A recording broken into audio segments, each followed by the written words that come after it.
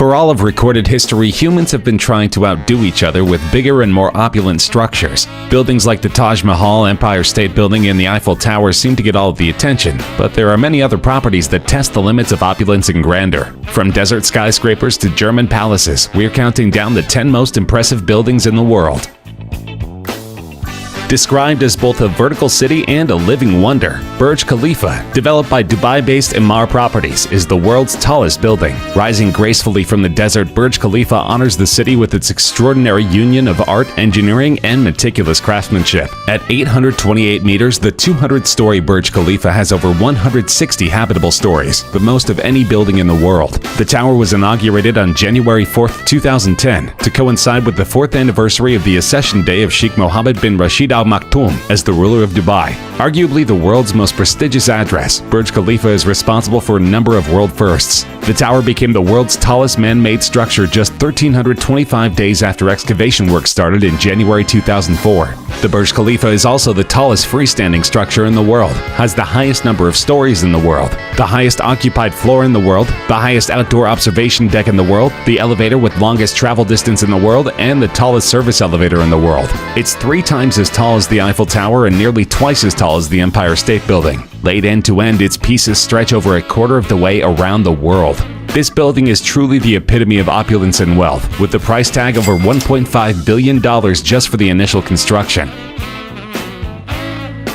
Also located in the wealthy Arab Emirate of Dubai, the Burj Al Arab is considered by many people to be the most luxurious hotel in the world. Since its opening in late 1999, the hotel, with its distinctive sail-shaped silhouette, has thrust Dubai onto the global luxury tourism landscape. Built on a triangular man-made island reclaimed from the sea, the hotel and its billowing sail-like structure rise 321 meters above the sea, offering panoramic views of the Arabian Gulf. Construction began in 1994 and involved 3,000 companies and contractors, 250 designers from the UK, USA, and Dubai, and 3,500 workmen on site at any given time. It took 2 years to reclaim the island in the shore waters of the Arabian Gulf, and a further 3 years to erect the magnificent landmark. And the building isn't just impressive because of its massive stature. Approximately 1,790 square meters of 24-karat gold leaf were used to embellish the interior. The palatial 780 square meter royal suite is fit for a Maharaja, with an exquisite Masjid-style lounge, library, and cinema room, along with 2 master bathrooms, each with full-size jacuzzis and separate 5-head rain showers.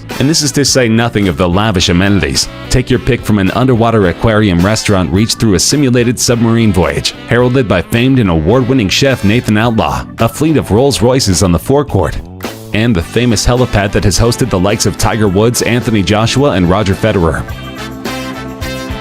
Not to be confused with the tiny European nation of Liechtenstein. Liechtenstein Castle is located in the southwest state of Baden-Württemberg in Germany, overlooking the village of Honau. The castle is actually a hunting lodge, built on the ruins of a former castle, and the current structure was completed in 1842. It was built in a pseudo-medieval style, which was in vogue in the 19th century. Since then, it has grown in both size and notoriety. Famously, it competes with Neuschwanstein Castle, which was the model for the Disney Castle. As such, the residents around the Liechtenstein property prefer the term Little Fairy Tale Castle, and it's easy to understand why. The massive structure is packed with royal chambers, an ornate courtyard, and an armory full of vintage artillery and cannons. The castle's outer escarpment opens up directly onto a cliff. Though it looks precarious, the building is safely secured, hopefully guaranteeing that it will stand for another 1,000 years.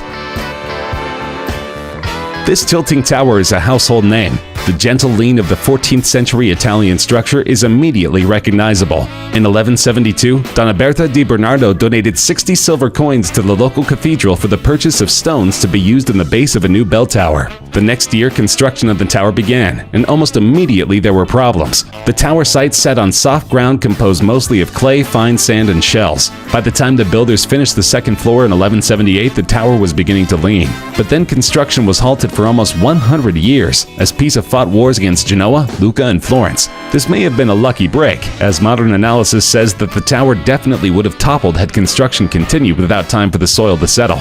Thus, what could have been a fatal architectural flaw became the defining feature of an otherwise unremarkable tower. Today, the Leaning Tower of Pisa is one of Italy's top tourist destinations. The tower gathers over 5 million visitors each year, and it makes about €21 million annually.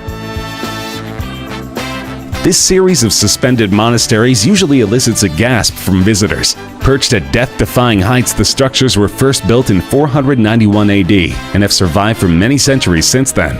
Clinging to a crag of the Hengshan Mountain, in apparent defiance of gravity, the temple consists of 40 rooms linked by a dizzying maze of passageways. Interestingly, the temple is dedicated to not just one religion, but three, with Confucianism, Taoism, and Buddhism all practiced within the temple, and represented in 78 statues and carvings throughout the temple.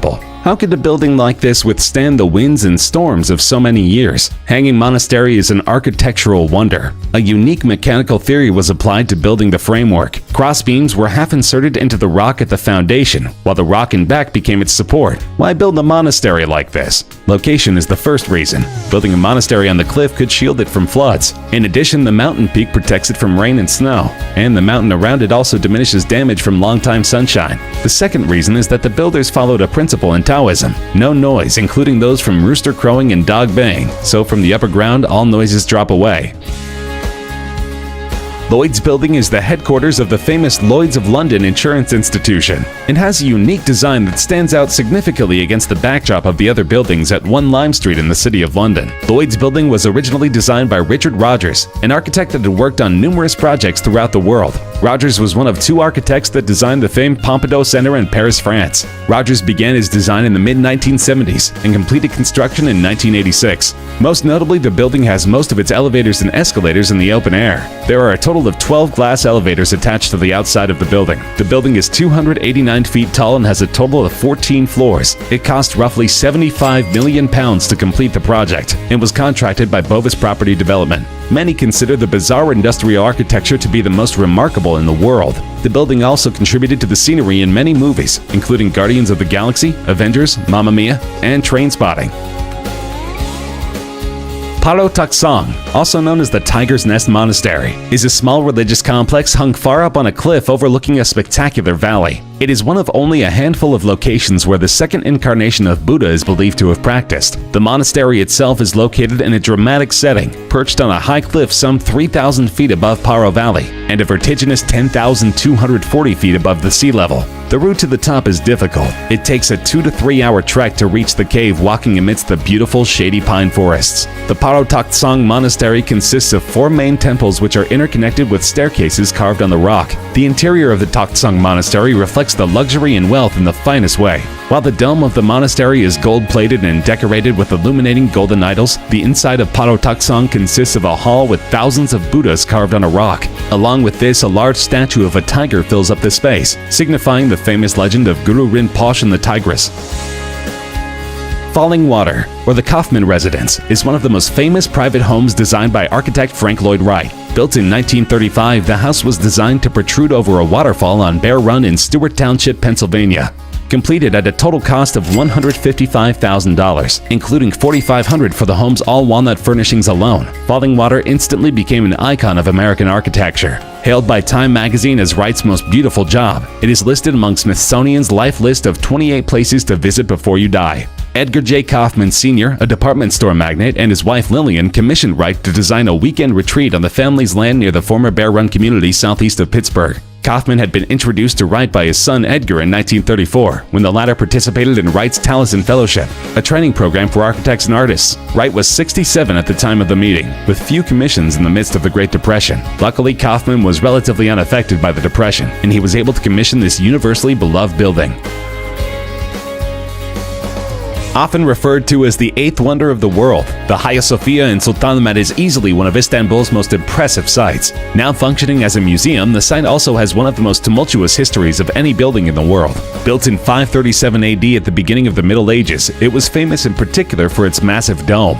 It was the world's largest building and an engineering marvel of its time. It is considered the epitome of Byzantine architecture and is said to have changed the history of architecture. From the date of its construction in 537 until 1453, it served as an Eastern Orthodox cathedral and the seat of the Ecumenical Patriarch of Constantinople. Then, due to a power struggle in the church, it was converted into a Roman Catholic church. After the Crusades, Constantinople fell to the attacking Ottoman forces on the 29th of May in 1453. In accordance with the traditional custom at the time, Sultan Mehmet II allowed his troops and his entourage 3 full days of unbridled pillage and looting in the city shortly after it was captured. In this process, the Hagia Sophia was looted and eventually converted into a mosque. It existed in this form until 1935, when the first Turkish president and founder of the Republic of Turkey, Mustafa Kemal Ataturk, transformed the building into a museum. It now stands as one of the greatest examples of Ottoman architecture, though it still contains beautiful mosaics from its period as a church.